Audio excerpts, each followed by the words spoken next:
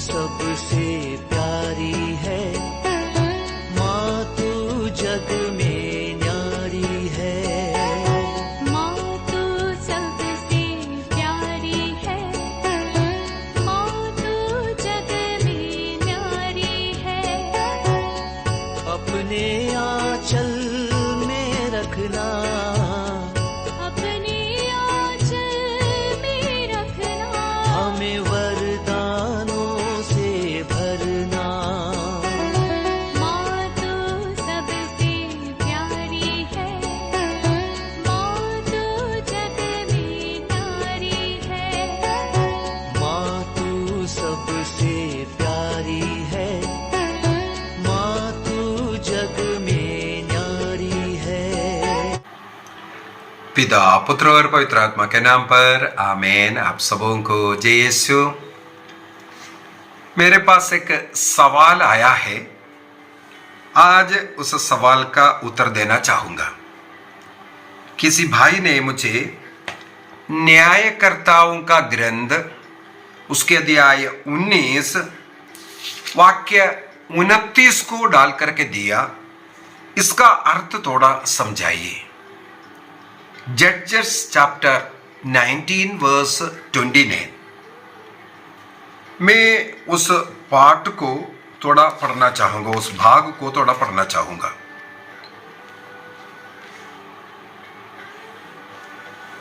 न्यायकर्ताओं का ग्रंथ अध्याय 19 वाक्य 29। घर पहुंचते ही उसने चाकू से अपनी उपपत्नी के अंग काटकर 12 टुकड़े कर दिए और उन्हें इस्राएलियों के सारे प्रांतों में भेज दिया। अपने उपपत्नी के अंगों को 12 टुकड़ा करना और उसे इस्राएलियों के सारे प्रांत में, अर्थात 12 कुल है, 12 कुलों में इसको भेज दिया करके लिखा है। इसका अर्थ क्या है? मेरे विचार में उनका पूछने का मतलब शायद ये होगा, ये बाइबल में ये बात क्यों लिखा है?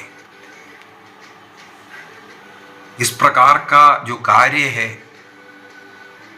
रोंगटे खड़े करने वाला और बहुत ही निंदनीय कार्य है। और इस अध्याय 19 को बाकी 1 से पढ़ करके जाना पड़ेगा। अध्याय 19 और अध्याय 20 और अध्याय 21, ये तीनों अध्याय इसी घटना से जुड़े हुए बात है। तीनों अध्याय इसी घटना के साथ जुड़ा हुआ है। यहां पर बेन्यामीन वंश के विषय में लिखा हुआ है। ये जो घटना अगर अध्याय 19 को वाक्य 1 से पढ़ करके जाएंगे, वहां पर एफ्राइम के पहाड़ी प्रदेश में रहने वाले एक लेवी के विषय में लिखा हुआ है। उस लेवी का एक उपपत्नी को उसने बेथलेहम से लाया था। बेथलेहम का एक उपपत्नी था, लेकिन वो उपपत्नी इस लेवी के साथ अच्छी बर्ताव नहीं कर रहा था, ईमानदार नहीं रही। इसके बाद वो इस लेवी को छोड़ करके अपने पिता के घर बेथलेहम चली गई। इस लेवी ने कुछ दिनों के बाद उन्हें मनाने के लिए वहां से बेथलेहम जाते हैं और बेथलेहम में उनका स्वागत किया गया। उस पत्नी के घर में उनके पिता ने उन्हें स्वागत कर उन्हें भोजन दे रहा है, वहां रहने के लिए कहा। 1 दिन 2 दिन 3 दिन इस प्रकार कई दिन वहां रखा। इसके बाद एक दिन बोला बस बस हो गया, अभी हमें जाने दो बोल करके अपने उपपत्नी को लेकर के वो निकले एफ्राइम देश की ओर। वहां रास्ते में उनको यरूशलेम आया तो शाम हो रहा था। तो उनके साथ जो नौकर वगैरह था, सेवक थे, उन्होंने कहा हम लोग यहां पर रह जाते हैं। तब इस लेवी ने कहा नहीं, यहां पर यबूसी लोग रहते हैं। यबूसी लोग इस्राएल के लोग नहीं है, इस्राएली नहीं है।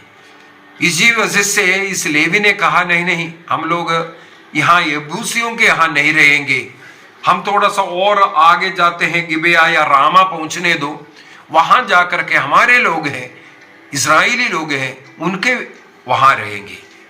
इसलिए फिर वो आगे बढ़े। जब तक गिबेया पहुंचते पहुंचते संध्या हो गया, तो गिबेया के देश के पास में वो वहां बैठा हुआ था।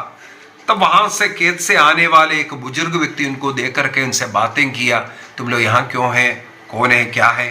तब इन्होंने बताया, हम तो अब बेतलहम से एफ्राइम के उस पहाड़ी प्रदेश में जा रहे हैं, और संध्या होने के बाद होने के कारण हम लोग यहाँ ठहर रहे हैं। तब उस व्यक्ति, वो स्वयं एफ्राइम के उस पहाड़ी प्रदेश में रहने वाला था, आज ये बेन्यामिन के इस गिबेया देश में आकर के वो एक ऐसे व्यक्ति के रूप में वहां रह रहा है। इसलिए उनको और ज्यादा उनके साथ लगाम हुआ, प्यार हुआ। इसलिए बोला, आइए आप हमारे घर में विश्राम कीजिए। तो वे इस प्रकार उस बुजुर्ग वृद्ध व्यक्ति के घर में पहुंचते हैं। खा पीने के बाद उन लोग जब आराम करने के लिए सोचा, उस समय पर गिबेया के कुछ लोग इस घर को घेरावा किया और उस वृद्ध आदमी से कहा, तुम्हारे पास जो अतिथि आया है उस अतिथि को हमारे हवाला कर दीजिए, हम उनके साथ रमण करना चाहते हैं। जिस प्रकार हमें मालूम है, उत्पत्ति ग्रंथ में सोदोम गोमोरा के विषय में इसी प्रकार लिखा हुआ मिलेगा। लोत के घर में जब ईश्वर का दूध पहुंचा, सोदोम गोमोरा के लोग लोत के घर के चारों तरफ इकट्ठा हुआ और लोत से अनुरोध करने लगे, हाँ, उस व्यक्ति जो आपके पास आए हैं वो उन्हें हमें दे दो, क्योंकि इस प्रकार का व्यभिचार का पाप चलने वाला जगह था सोदोम गोमोरा। पुरुष पुरुष के साथ, स्त्री स्त्री के साथ रमण करने वाला जगह, पाप करने वाला जगह। उस जगह पर हम देखते हैं किस प्रकार सोदोम गोमोरा का ईश्वर ने विनाश किया। वही घटना हमें याद दिलाता है। यहाँ का जो गिबेया के लोगों ने इस वृद्ध आदमी से बोला, आपके पास जो अतिथि आया है वहां उन्हें छोड़ दो, हम उनके साथ रहना है, रमण करेंगे। वो रोने लगा, वो हमारे घर का अतिथि है। अतिथि को ईश्वर मानता है, ईश्वर का रूप मानता है। कहते हैं, मेरा एक बेटी है। जिस प्रकार वहां पर लोत ने कहा, मेरा पुत्रियां हैं, उसे उन्हें हम दे देंगे, आपको 2 पुत्रियां हैं, उसे ले लो, लेकिन हमारे अतिथि को कुछ मत करो। इसी प्रकार इस बुजुर्ग आदमी भी बोला, हमारे पास मेरा एक बेटी है, उसको दे देता हूं। और ये लेवी ने भी एक ऑफर किया, मेरा उपपत्नी को दे देता हूं। इस प्रकार हम देखते हैं, उस दिन इस लेवी ने अपना उपपत्नी को गिबेया के लोगों को दिया। रात भर गिबेया के लोगों ने उनके साथ व्यभिचार किया, पाप किया, और सुबह उड़ करके इस लेवी अपना घर वापस जाने के लिए जब निकला, तो उस घर के चौखट पर उस उपपत्नी का लाश मिला। उस लेवी ने उस उपपत्नी का लाश गदह के ऊपर डाल करके एफ्राइम के पहाड़ी प्रदेश अपने घर पहुंचते हैं। वहां पहुंचने के बाद हमने जैसे बाइबल से पढ़ा है, उसको 12 टुकड़े किए। इसके बाद इस्राएल में 12 वंशों में भेजते हैं, और इन बेन्यामिन वंश के विरुद्ध में वे लोग जो लड़ाई करने के लिए, और मुझे न्याय दे दो ये बोल करके न्याय मांगने लगे इस्राएली के अन्य वंशों से। इस प्रकार आगे चल करके हमें मालूम है, इस्राएल में एक गृह युद्ध छिड़ा। उस गृह युद्ध में बेन्यामिन के हजारों लाखों लोग, पुरुष लोग, योद्धा लोग मर गए। ये घटना इस बाइबल के अंदर देने का क्या उद्देश्य है? शायद जिस बेटे ने मुझे ये लिख करके भेजा, ये 12 टुकड़े क्यों किए, ये सब वो ये इस्राएलियों से बदला मांगने के लिए 12 टुकड़े, उस मृत स्त्री के 12 टुकड़े कर करके भेजना, वो भी एक गलत है। इसके अंदर लिखा हुआ कोई भी बात सही नहीं है, लेकिन एक घटना हुआ, उसका चित्रीकरण बाइबल के अंदर है, अच्छाई के रूप में नहीं। बुराई किया है, गलत हुआ है, गलती क्यों हुआ, उसका कारण क्या है, उसका परिणाम क्या है, यह सब हमें सिखाने के लिए इस घटना इसके अंदर लिखा गया। यदि हम लोग अध्याय 21 का वाक्य 25 में पहुंचेंगे, न्यायकर्ताओं का ग्रंथ अध्याय 21 वाक्य 25 आखिरी वाला वचन, उस वचन में लिखा हुआ है, उन दिनों इस्राएल में कोई राजा नहीं था, प्रत्येक व्यक्ति मनमानी करता था, प्रत्येक व्यक्ति मनमानी का जीवन जी रहा था। इसलिए बेन्यामिन के लोगों के बीच में या इस्राएल के अंदर इस प्रकार का पाप बढ़ गया। न्यायकर्ताओं का ग्रंथ शुरू होता है जोशुआ के मृत्यु के बाद। इस्राएली लोग कनान देश में पहुंच गया, कनान देश को विभाजित कर 12 वंशों में दिया। वे लोग किस प्रकार रहना चाहिए, प्रभु से जुड़ करके बलियाम अर्पित करते हुए पाप से दूर रह करके 10 आज्ञाओं के अनुसार जीना चाहिए, सब सिखाने के बाद मूसा नबी और योशुआ का मृत्यु हुआ। योशुआ के बाद इस्राएली लोगों को इस प्रकार धर्म रास्ते में, नर्म मार्ग में ले चलने के लिए एक उचित नेता नहीं था। इस कारण सब लोग अपने अपने मनमर्जी का जीवन जीना शुरू किया। जो नियम उन्होंने बनाया वो नियम के अनुसार वो चलने लगा। लेकिन हमें मालूम है, रोमियों का पत्र अध्याय 1 वाक्य 21 में सैकड़ों बार बोला हुआ, सिखाया हुआ वचन है। सैकड़ों बार मेरे विचार में या इन 2-3 वर्ष में यूट्यूब में जो क्लास लिया है उसमें बता चुका हूं। रोमियो का पत्र दिया 1:21, वहां पर लिखा है, ईश्वर को जानते हुए ईश्वर को समझद आदर नहीं देना, धन्यवाद नहीं देना, ये इनका पाप है। ईश्वर का आदर सम्मान किस प्रकार करना है?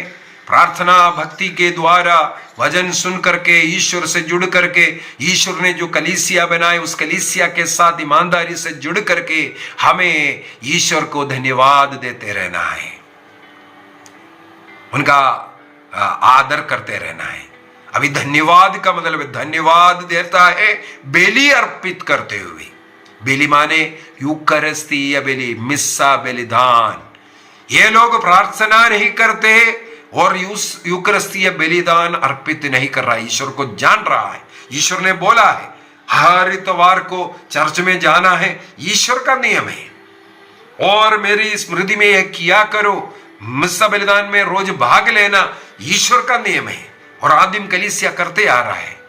लेकिन कुछ लोग अपना नियम बना करके, नहीं, जरूरत नहीं है, रोटी में ईसा मसीह नहीं है, पाप स्वीकार करने की जरूरत नहीं है, अपना नियम बना करके सिखाना शुरू किया।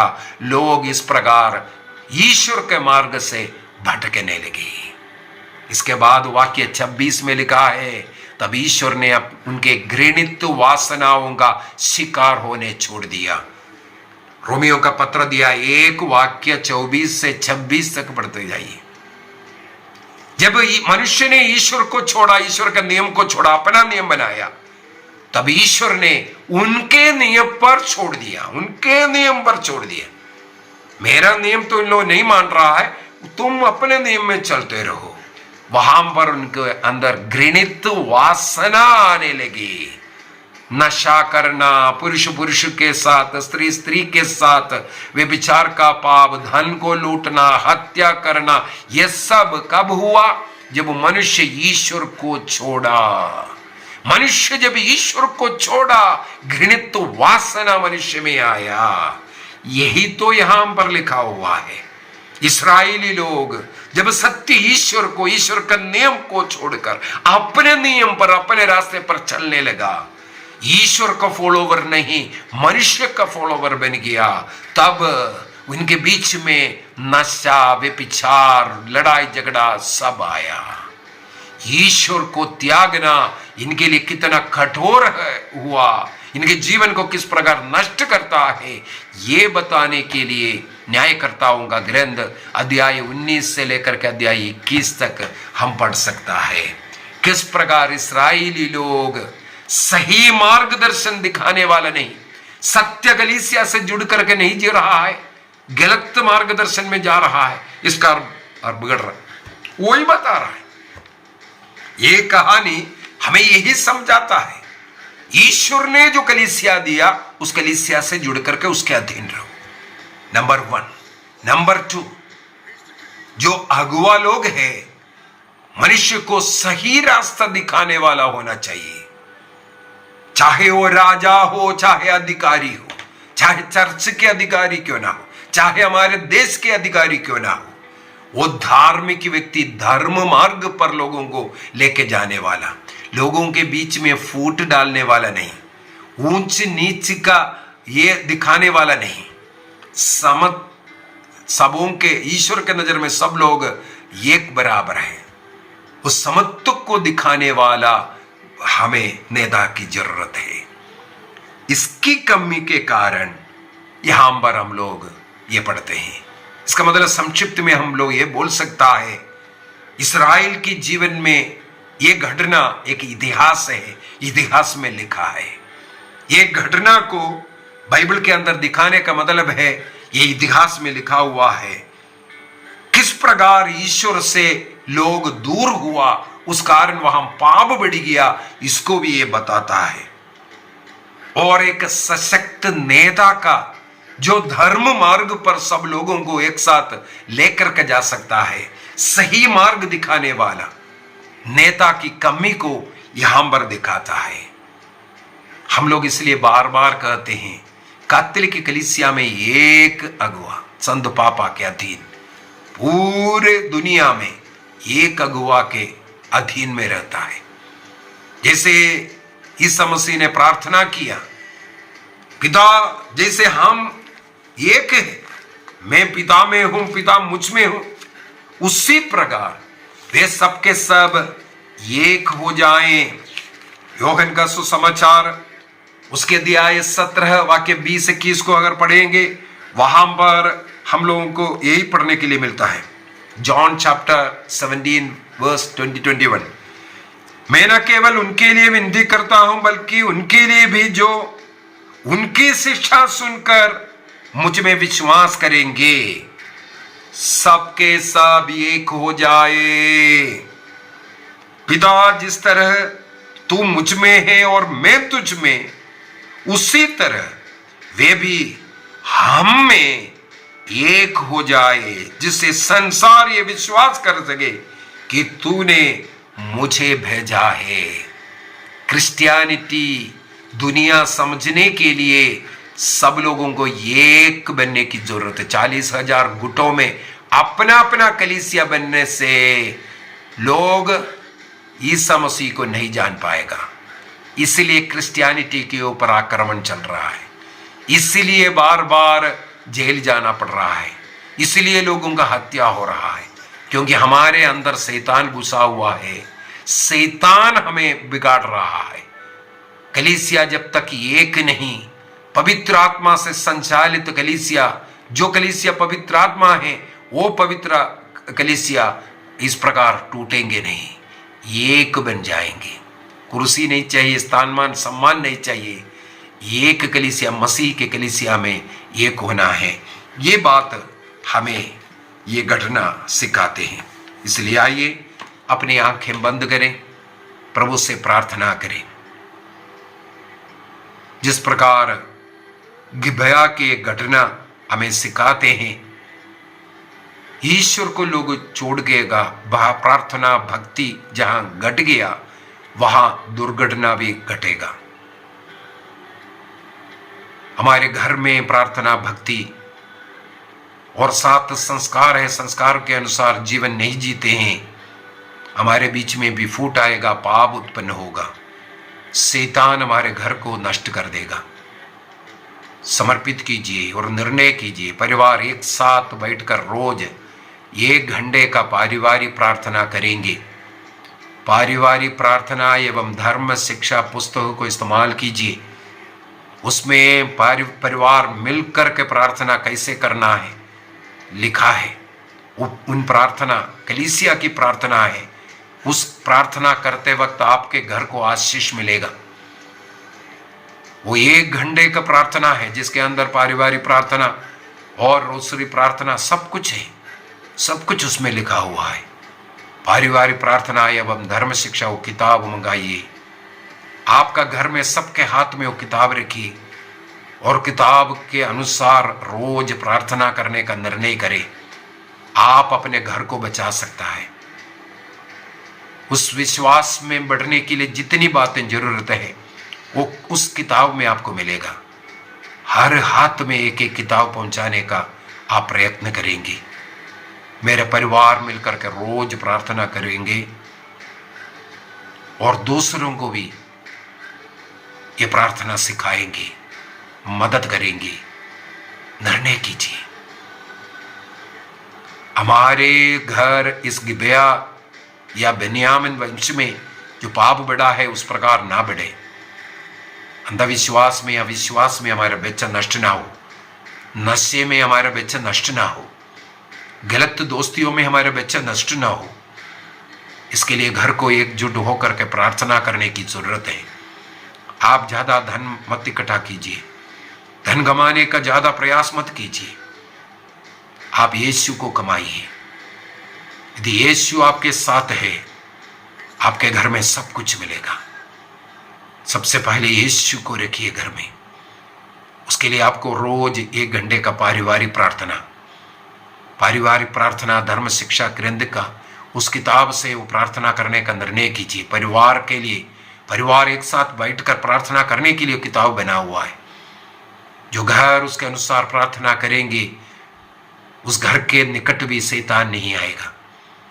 उन प्रार्थनाओं के द्वारा आपके घर को शांति मिलेगा, आशीष मिलेगा। एक बच्चे के जन्म से लेकर के मृत्यु तक का भिन्न भिन्न जरूरतों के लिए सैकड़ों प्रार्थना उसके अंदर है। आप व्यक्तिगत रूप से उन प्रार्थनाओं को कर सकता है। निर्णय कीजिए। और बच्चों को कैटेकिज्म, फर्स्ट होली कम्युनियन, शादी के लिए सब उत्तम किताब है। बहुत अच्छा क्वेश्चन आंसर के रूप में उसके अंदर धर्म शिक्षा है। बच्चों को फर्स्ट होली कम्युनियन के लिए, दृढ़ीकरण संस्कार के लिए या विवाह के लिए तैयारी करना है और विवाहित लोग जरूर उसको पढ़ना चाहिए। सब कुछ उस किताब के अंदर मिलेगा। निर्णय कीजिए। वो किताब के द्वारा हम प्रार्थना करेंगे, उसको पढ़ करके हमारे विश्वास में हम मजबूती लाएंगे। निर्णय कीजिए। हम लोग रोज उस किताब से प्रार्थना करने वालों के लिए रोज हम लोगों का घर में हम लोग प्रार्थना करते हैं। उन घरों में आशीष आने के लिए उस किताब से जो भी प्रार्थना करेंगे उनके लिए हम विशेष प्रार्थना रोज करते हैं। विश्वास कीजिए। हमारे घर में 7 बजे से प्रार्थना होता है। आप भी 7 बजे अपने परिवार का पारिवारिक प्रार्थना शुरू कीजिए। उस समय पर जितने भी लोग प्रार्थना में होता है हम लोग उन सबों को भी याद करते हैं। हम सब मिल करके प्रार्थना करते हुए शैतान को नष्ट करेंगे। इस प्रकार का पाप जो बढ़ता है ईश्वर से दूर होने के कारण, गिबया में हुआ वो घटना हमारे घरों में ना आवे। निर्णय कीजिए। पिता, पुत्र और पवित्र आत्मा के नाम पर आमीन। आप सबों को जय यीशु।